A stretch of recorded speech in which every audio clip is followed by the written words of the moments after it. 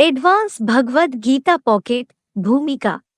श्रीमद् भगवद गीता संपूर्ण विश्व में मानव जाति के लिए भगवान का वर्बली दिया हुआ भारतीय अमूल्य उपहार है। भगवद गीता ही एक ऐसा शास्त्र है जिसको सर्वशास्त्र शिरोमणि कहा गया है। ऐसी विलक्षण रचना है जिसको ही भगवान उवाच की मान्यता प्राप्त है, जो महर्षि वेदव्यास द्वारा लिखी गई है। गीता के 18वें अध्याय के 75वें श्लोक में बताया है, व्यास प्रसादात अर्थात व्यास की प्रसन्नता से यह गीता ज्ञान हमको मिला है। यह शास्त्र अन्य शास्त्रों की तरह सिर्फ धर्म उपदेश का साधन नहीं, अपितु इसमें अध्यात्म के साथ साथ राजनैतिक, सामाजिक, धार्मिक और व्यक्तिगत समस्याओं का समाधान भी है।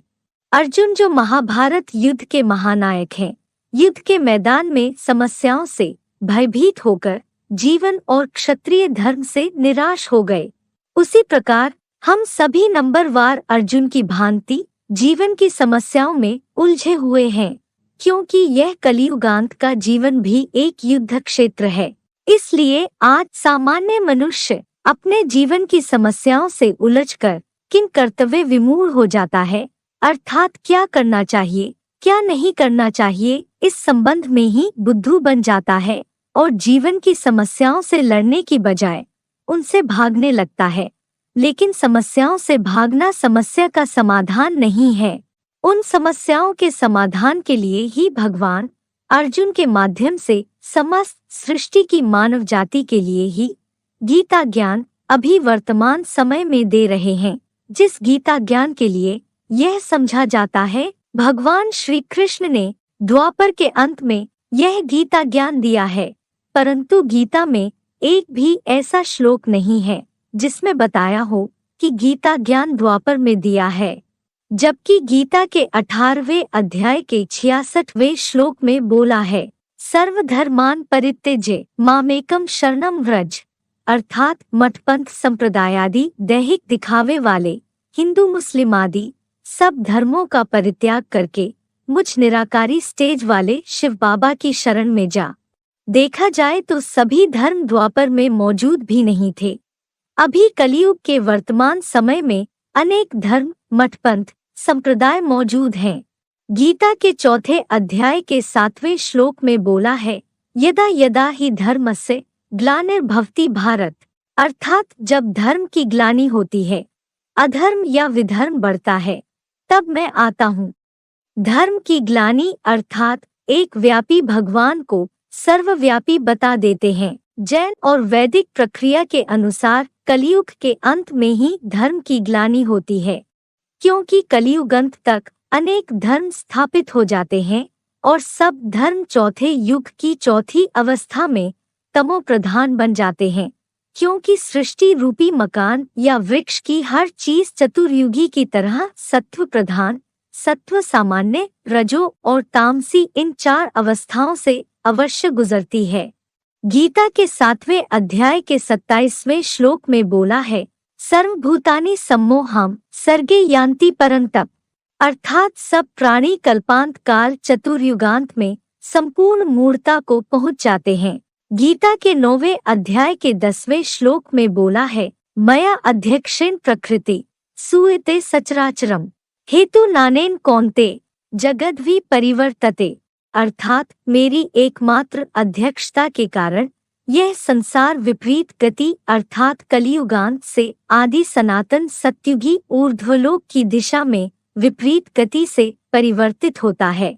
अगर भगवान श्री कृष्ण ने द्वापर में आकर गीता ज्ञान दिया है तो संसार का परिवर्तन होना चाहिए, परंतु संसार का तो परिवर्तन हुआ नहीं। प्रमाणित मानवीय इतिहास में मनुष्य और ही अधर्मी, कामी, पाखंडी, अभिमानी, क्रोधी, अहंकारी, पशुओं के समान हिंसा का आचरण करने वाले हो गए। जबकि 16 कला सतयुग, 14 कला त्रेता और 8 कला द्वापर से भी नीचे गिरकर आज तक पूरा ही कलाहीन पापी कलियुग बन गया।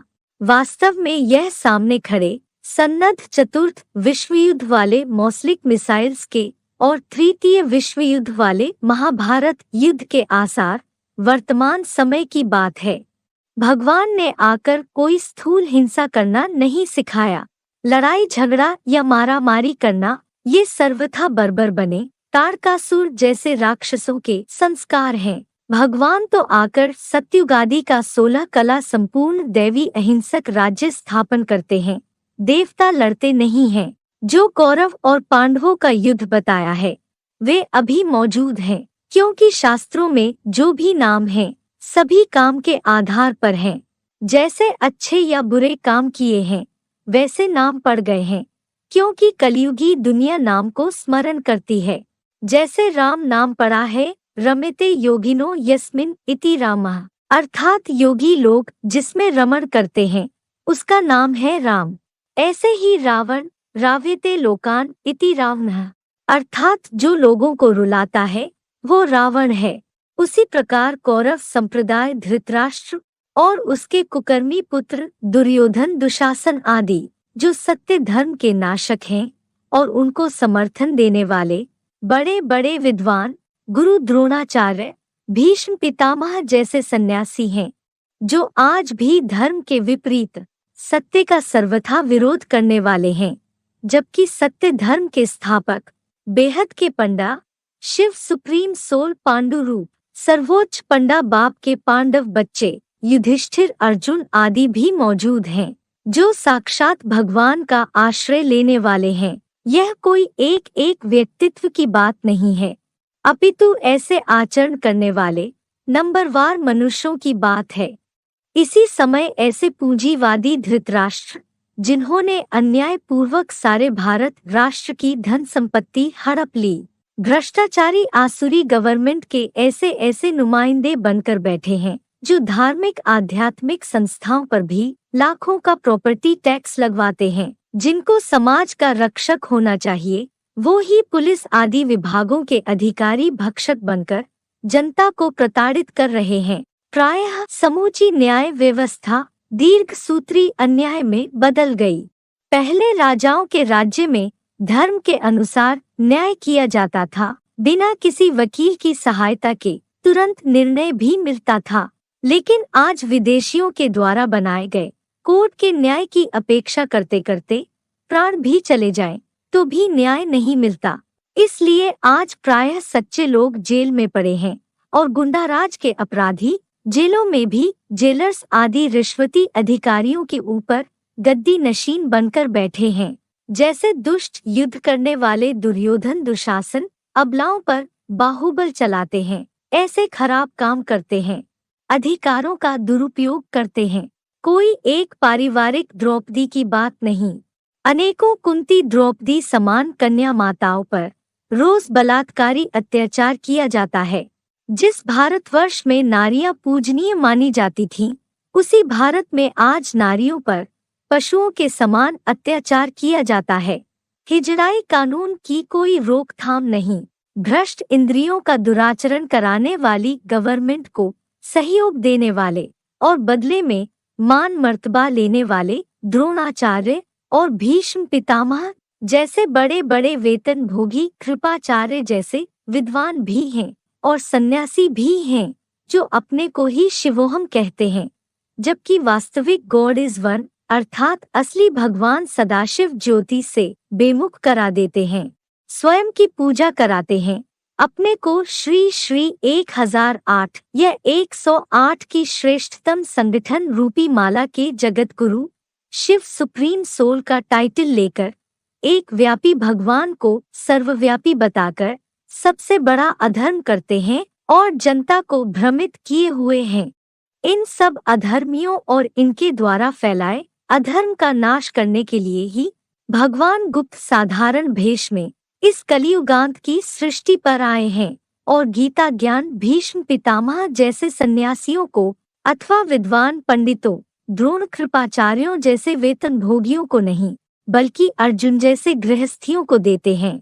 दूसरी ओर ऐसे भी हैं जो सफेद पोश धर्म के धुरंधर बने बैठे हैं और लगातार सत्य को दबाने के लिए करोड़ों रुपए सरकारी अफसरों, तांत्रिकों और मीडिया वालों को दे रहे हैं और अपना अल्पकालीन मान मर्तबा बनाए रखना चाहते हैं। उनके इन्हीं छद्म भेष में किए गए कर्मों के कारण जिन ब्रह्मा बाबा दादा लेखराज को भगवान मानते हैं उनकी ही बेअदबी करते हैं और उनके बताए रास्ते पर ना चलकर उनका ही मुंह बंद कर देते हैं, और ब्रह्मा बाबा भी मौन रहकर ठीक उसी तरह समर्थन कर देते हैं जैसे धृतराष्ट्र ने दुर्योधन दुशासन का किया था। इसी कारण आज संसार में ब्रह्मा के ना मंदिर हैं, ना मूर्ति और ना ही लोग याद करते हैं। इन्हीं कौरव संप्रदाय का मुकाबला 5 उंगलियों पर गिनने योग्य मुट्ठी भर पांडव आज भारत में प्रैक्टिकली प्रत्यक्ष रूप से कर रहे हैं।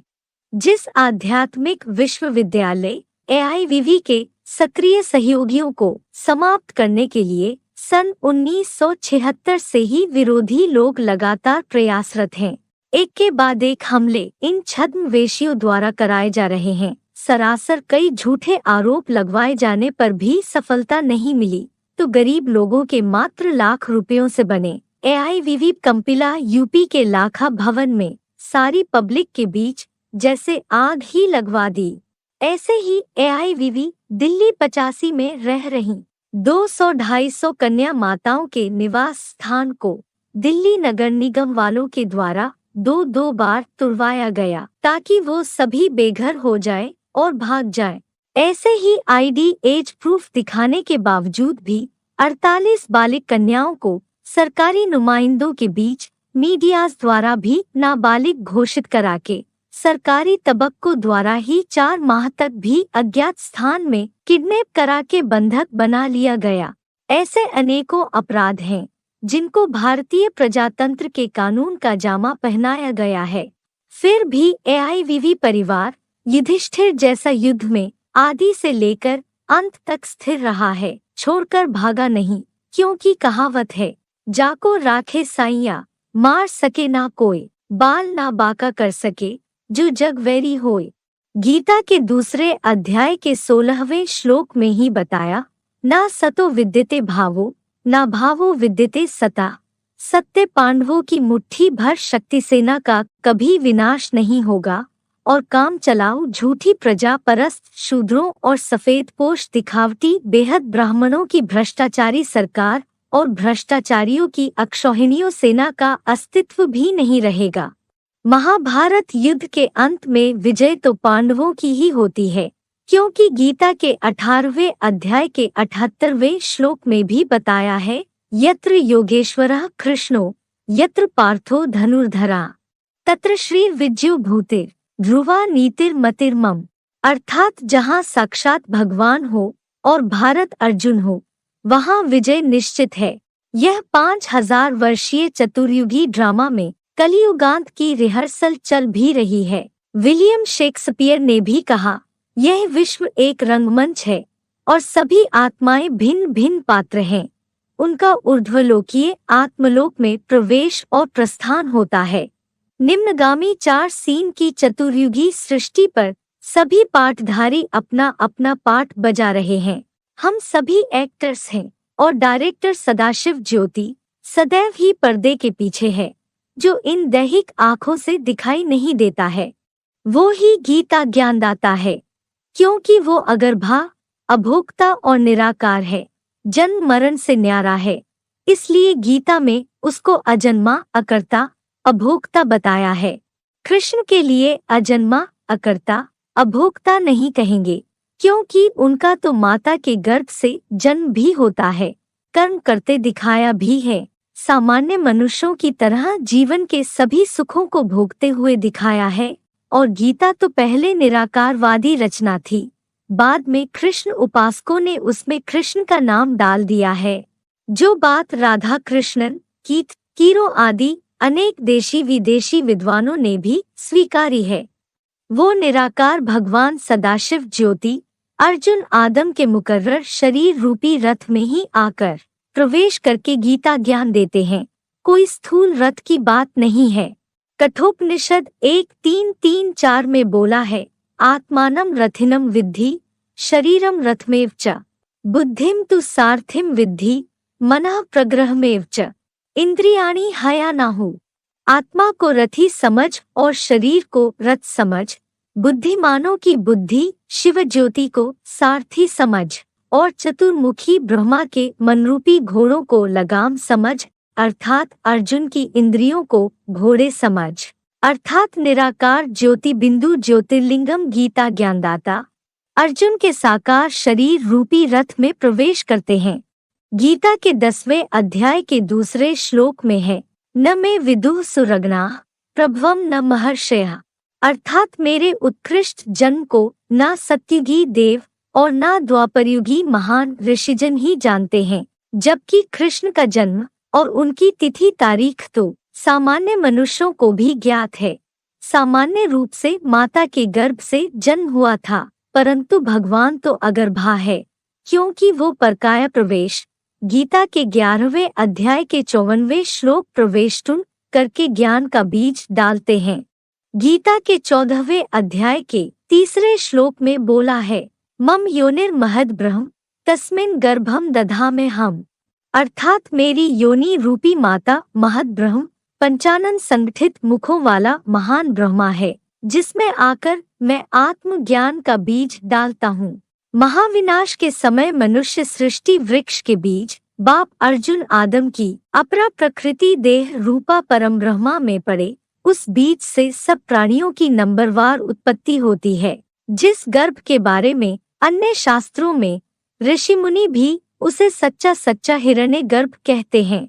इस शब्द का प्रथमतः उल्लेख ऋग्वेद में आया है, जो अंडाकार ज्योतिर्लिंग के समान है, जिससे सृष्टि की उत्पत्ति हुई है।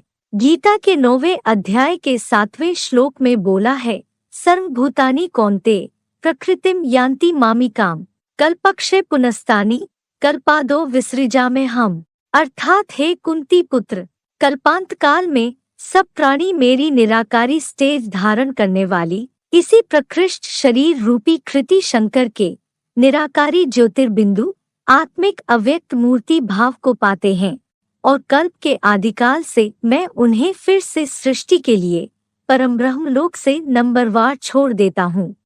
गीता के 2 अध्याय के 17वें श्लोक में बोला है, अविनाशी तु तद्विद्धि येन सर्वमिदं ततम् विनाशं व्यस्यास्य न कश्चित् कर्तुम् अर्हति, अर्थात जिस मनुष्य सृष्टि के बीज रूप आदम या आदिदेव शंकर के द्वारा यह संपूर्ण विश्व विस्तार को पाया है, उसको तो अविनाशी जान। इस अव्यय पुरुष शंकर आत्म पाठ का प्रलय काल में भी विनाश करने के लिए कोई भी समर्थ नहीं है, जबकि कृष्ण को तो एक बहेलिये ने तीर मारा और उनकी मृत्यु हो गई। गीता के 11वें अध्याय के 32वें श्लोक में बोला है, कालोस्मि, अर्थात मैं काल हूँ, जो स्वयं कालों का काल महाकाल है, उसको कोई काल खा नहीं सकता है। वो ही एकमात्र महाकाल सबको मन मना भव मंत्र से अपने बुद्धिरूपी पेट में खा जाता है, इसीलिए ना उनका जन्म दिखाया है ना ही मृत्यु। वो ही हीरो आत्मा जो सब धर्मों में आदिदेव, आदम, एडम, आदिनाथ, आदिश्वर आदि नामों से मानवीय इतिहास के समूचे सृष्टि रंगमंच पर कोई ना कोई साकार तन से भी शाश्वत मौजूद रहती है, जिसको सत्यम शिवम सुंदरम कहा जाता है, जिसके अमोघ वीर्य साकार शिवलिंग स्वरूप की पूजा प्रैक्टिकल काम जीते जगतजीत के प्रतीकात्मक जलाधारी आधार पर खुदाइयों में सार्वभौम रूप में सबसे जास्ती की गई है। देश विदेश में उसकी ही सर्वाधिक लिंग मूर्तियां मिली हैं, सिर्फ नाम अलग दे दिए हैं। हिंदुओं में आदिदेव, क्रिश्चियंस एडम, मुसलमान आदम और जैनियों में आदिनाथ कहा जाता है। गीता के 4 अध्याय के पहले श्लोक में बताया है, इमं विवस्वते योगम प्रोक्तवान अहम अव्ययम, मैंने यह अविनाशी ज्ञान सबसे पहले सूर्य को दिया, जिसको विवस्वत कहा है, क्योंकि निराकार सदा शिव ज्योति ज्ञान की रोशनी सबसे पहले नर से डायरेक्ट नारायण बनने वाले साकार अर्जुन आदम विवस्वत को देता है। उसके द्वारा फिर समस्त संसार को ये नॉलेज मिलती है, लेकिन उसमें प्रविष्ट परमपिता शिव समान गुप्त पाठधारी को पहले उसी हीरा समान हीरो कोहिनूर हीरा सिवा कोई पहचान नहीं पाते। गीता के 9वें अध्याय के 11वें श्लोक में बोला है, अवजानन्ति माम मूढ़ा मानुषीम तनुमाश्रितम अर्थात मूर्ख लोग मानवीय शरीर का आधार लेने वाले मुझ ऊंची स्थिति समान काशी कैलाशीवासी हीरो की अवज्ञा करते हैं। वो मूर्ख प्राणियों के ईश्वर समान स्वरूप को जल्दी नहीं पहचान पाते हैं। इन सभी तथ्यों पर गौर करेंगे और गीता के श्लोकों का ध्यान पूर्वक अध्ययन करने से आपको यह ज्ञात होगा कि तृतीय विश्व युद्ध वाला महाभारत युद्ध अभी ही महाभारत प्रसिद्ध मूसल रूपी चतुर्थ मिसाइल्स युद्ध के ठीक पहले इसी कलियुगांत में शुरू होने वाला है और गीता ज्ञान भी भगवान के द्वारा वर्बली दिया जा रहा है। हर 5000 वर्ष में कलियुग के अंत में उसी मुकर्रर शरीर रूपी रथधारी साकार अर्जुन में प्रवेश करके गीता ज्ञान दे रहे हैं और बाद में कलियुग का अंत करा के सतयुग की स्थापना भी करा रहे हैं। यह सृष्टि काल सिर्फ 5000 वर्ष का है, परंतु साधु संत पंडित सन्यासियों ने लाखों वर्ष बता दिया ताकि उसका कोई हिसाब ही पूछ ना सके।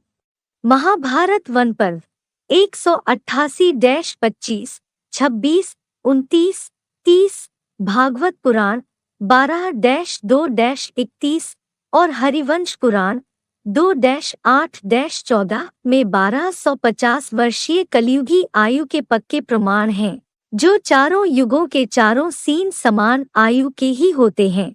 विश्व विख्यात सबसे पुरानी सभ्यता मोहनजोदड़ो 4600 वर्ष, हड़प्पा 5000 वर्ष, ग्रीस मेसोपोटामिया 3000 बिफोर क्राइस्ट, जो 5000 वर्ष से ज्यादा पुरानी नहीं है और जिनकी खुदाई में कोई ऐसी वस्तुएं नहीं मिली जो 5000 वर्ष से ज्यादा पुरानी हो। क्रिश्चियन कहते हैं 3000 years before Christ was heaven on earth, अर्थात ये 16 कला सत्युगादि की बात है, जब संगमी कलातीत कृष्ण का राज्य था। क्राइस्ट को 2000 वर्ष हुए और क्रिश्चियंस के अनुसार 3000 वर्ष पूर्व धरती पर स्वर्ग था, अर्थात कुल सृष्टि की आयु 5000 वर्ष ही है। लाखों करोड़ों वर्षों की बात का तो कोई एक भी प्रमाण नहीं है। अभी सृष्टि की आयु मुसलमानी 14वीं सदी के अनुसार भी पूरी हो चुकी है और इस सृष्टि का अंत आ चुका है, जिसको महाभारत युद्ध कहें या कयामत।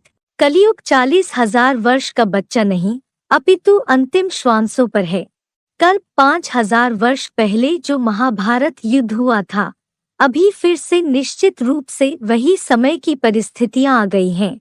यह सत्य और असत्य की लड़ाई ब्रह्मा कुमारी विश्वविद्यालय और आध्यात्मिक विश्वविद्यालय के बीच अभी रिहर्सल या शूटिंग के रूप में प्रैक्टिकली छोटे रूप में चल रही है। बाद में यही ब्रॉड सृष्टि नाटक के 100 वर्षीय रिहर्सल का भी समय है। जो आत्मा अभी ब्रह्मा के मानसी सृष्टि निर्माण में जैसा पाठ बजाएगी, वो 4 सीन वाली चतुर्युगी में वैसा ही 5000 वर्ष के ड्रामा में नूद होगा। युद्ध की शुरुआत में युधिष्ठिर ने कहा था, इस धर्म अधर्म के युद्ध में सभी अपना देवता या राक्षस बनने का मार्ग चुन सकते हैं। उसी प्रकार अभी स्वयं भगवान आकर बता रहे हैं, चाहे तो कौरवों तथा कथित ब्रह्मा कुमारी के तरफ जाए या भग+1 की छत्र छाया में पांडवों आध्यात्मिक विश्वविद्यालय की तरफ आ जाए, क्योंकि हर आत्मा स्वतंत्र है। जीवात्मा अपना ही मित्र है और अपना ही शत्रु है। अपने कल्याण और अकल्याण का फैसला स्वयं कर सकते हैं, लेकिन उस भगवान के बताए रास्ते पर पूरा चलने वाले युधिष्ठिर जैसे पांडव ही स्वर्ग में जाते हैं, जो धर्म युद्ध से पीछे नहीं हटते हैं। चाहे सारा संसार ग्लानि करे, फिर भी इस दिए और तूफान की लड़ाई में टक्कर लेते हैं, पर सत्य का मार्ग नहीं छोड़ते हैं। सदा स्वर्ग जाने के अधिकारी बन जाते हैं। भविष्यवाणी।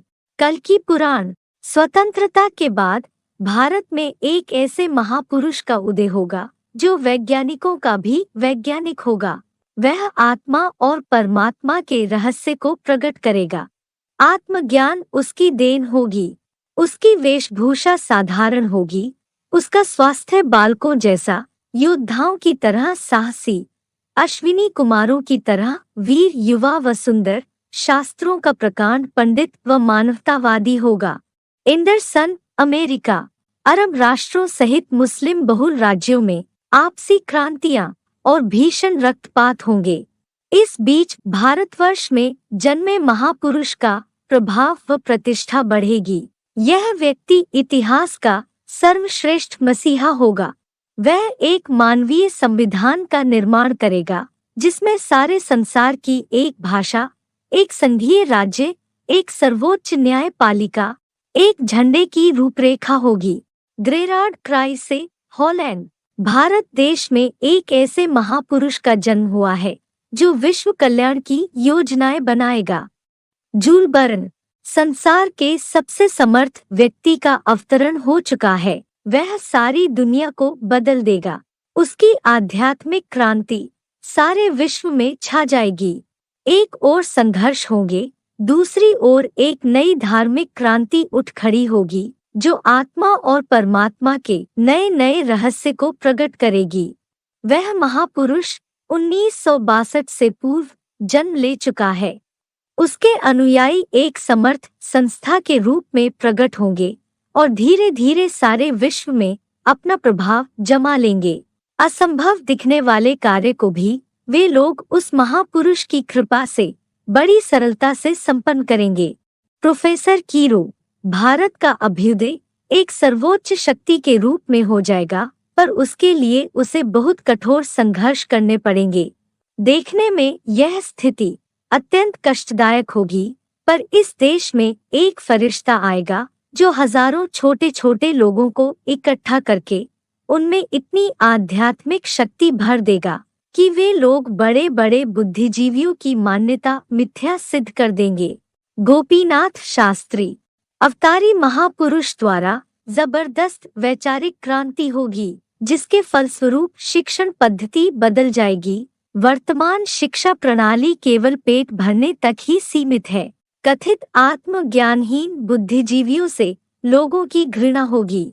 भारतवर्ष का एक ऐसा धार्मिक संगठन नेतृत्व करेगा जिसका मार्गदर्शक स्वयं भगवान होगा। धार्मिक आश्रम जन जागृति के केंद्र बनकर कार्य करेंगे। ओम शांति।